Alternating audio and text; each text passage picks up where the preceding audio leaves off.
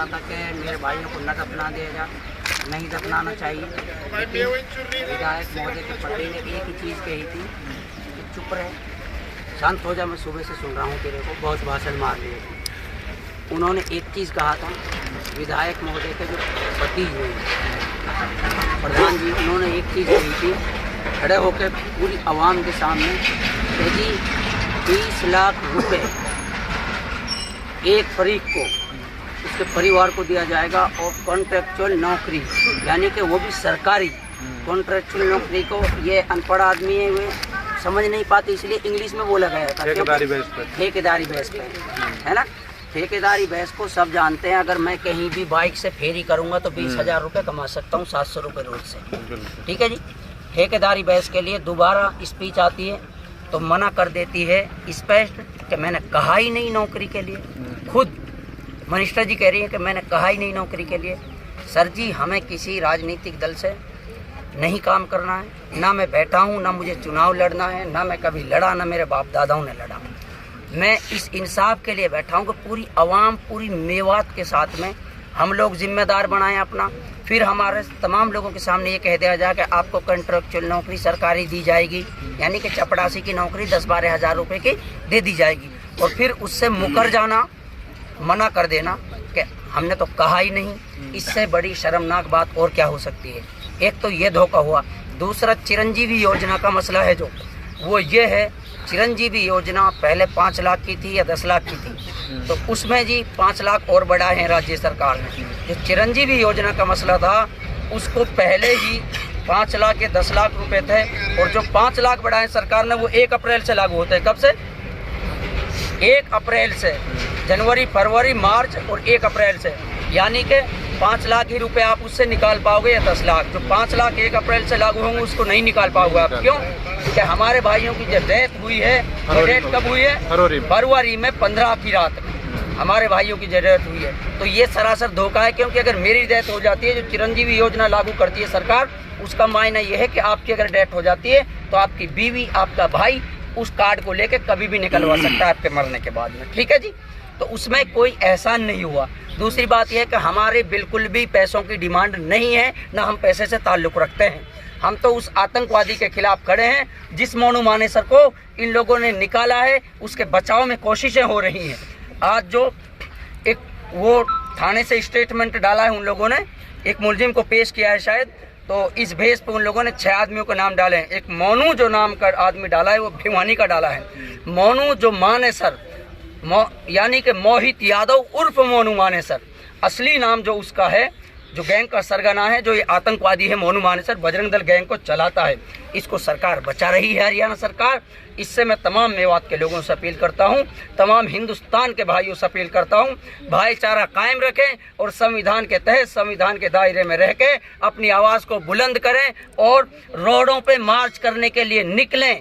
संविधान के तहत हमारा हक बनता है, हमारा दायित्व बनता है, विधानसभा का घेराव करें। अगर हमारी मांग वहाँ पूरी नहीं होती है, हम कैंडल मार्च करेंगे, पैदल निकलेंगे, चाहे हमारी जान चली जाए, लेकिन हम हक लेके रहेंगे। क्योंकि अब की बार इन गुंडों के सारे सबूत पेश हो गए।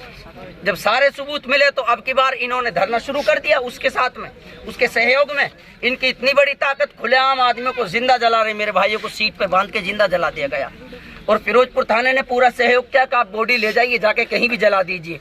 अगर फिरोजपुर थाना और थानेदार इसमें शरीक नहीं होते मरवाने में और मारने में, तो फिरोजपुर थानेदार का हक बनता था। जिस तरीके से ये मुलजिम बॉडी को लाए हैं तोड़ फोड़ के, तो उसको रख लेते तो काश मेरी भाई की बॉडी तो सलामत मिल जाती। हड्डी तो नहीं देखते, पकड़ना था टूटे हुए दिल से, जिस दिल के अंदर कोयले पड़े हुए हैं। मैं कहना चाहता हूँ तमाम मेवात के लोगों से, ये एक तहरीक है आतंकवाद के खिलाफ। आप लोग उठ जाइए, ये एक मौका है और वक्त है।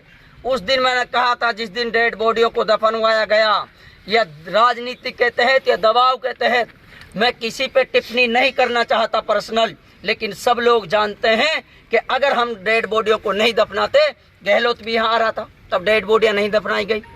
श्रीमान जी यहाँ आ रहे थे। हक नहीं है कि डेड बॉडी उखाड़ के जंतर मंतर पे लेके जाओ। हमारा हक नहीं है कि मेरा जीजा है, कौन चलाएगा उसका जिम्मेदारी? कौन मेरे साथ है? डेड बॉडियों को उखाड़ो, बताओ तुम में से कौन कौन साथ है। अगर हमारी मांग पूरी नहीं की जाती है, हमारी मांग पूरी नहीं की जाती है, तो इंशाअल्लाह जो हमको यहाँ से कहा गया है कि हम 27 या 28 तारीख में काम आ रहे हैं, वहीं आके बात करेंगे। क्या उदयपुर में घटना होती है तो श्रीमान जी ने वहाँ कहा है, जो यहाँ से टीम मिलने के लिए गई, गहलोत जी ने कहा है कि हम वहीं आ रहे हैं काम, वहीं बात करेंगे। अगर 26 या 27 में अगर आपको 2 करोड़ का मुआवजा दे दिया जाए तो क्या डेड बॉडी जिंदा हो जाएंगी? मैं नहीं कह रहा 2 करोड़ के लिए। श्रीमान जी मुलजिम को गिरफ्तार करिए, हक मांग रहे हैं हम, लड़ाई नहीं लड़ रहे, अपने दायित्व के लिए बैठे हैं। संविधान ने हमें राइट दिया है, हम भारतीय हैं। अगर ये लोग कार्रवाई नहीं करते हैं, मैं तमाम लोगों से कहता हूँ, संविधान के कानून के तहत बात कर रहा हूँ, मैं बाहर जाके बात नहीं कर रहा, क्योंकि ये लोग तो खुलेआम कह रहे हैं कि हम मारेंगे मारेंगे मारेंगे। हम किसी को नहीं मार रहे। हम तो श्रीमान जी हाथ जोड़ के निवेदन करते हैं, हमारे भाई के कातिलों को लाइए पकड़ के, फास्ट ट्रैक कोर्ट के अंदर केस चलाइए और फांसी पर चढ़ाइए। हमारी ये मांग है। अगर आपने गिरफ्तार नहीं किया तो हम बॉडी उखा लेंगे। हम खुलेआम चैलेंज कर रहे हैं, बॉडियों को उखा लेंगे उखा लेंगे उखा लेंगे। पहले मोनू मानेसर चाहे कोई गिरफ्तार मत हो, पहले मोनू मानेसर होना चाहिए। सही बात है, पहले मोनू मानेसर चाहिए। और जुनैद के हत्यारों को फांसी दो, फांसी दो। नासिर के हत्यारों को फांसी दो, फांसी दो। जुनैद के हत्यारों को फांसी दो, फांसी दो। नासिर के हत्यारों को फांसी दो, फांसी दो। मोनू मानेसर को अरेस्ट करो, अरेस्ट करो, अरेस्ट करो। मोनू मानेसर को अरेस्ट करो, अरेस्ट करो, अरेस्ट करो। आतंकवादी गैंग को अरेस्ट करो, अरेस्ट करो। आतंकवादी गैंग को अरेस्ट करो, अरेस्ट करो। अरे बंद करो भाई, बंद करो, अरे बंद करो भाई, बंद करो। बजरंग दल को बंद करो, बजरंग दल को बंद करो, बंद करो, बंद करो। आतंकवादी गैंग को बंद करो, वरना हम लाश निकाल के वहाँ जाएंगे और सांसद भी जाएंगे। ये बात याद रखना।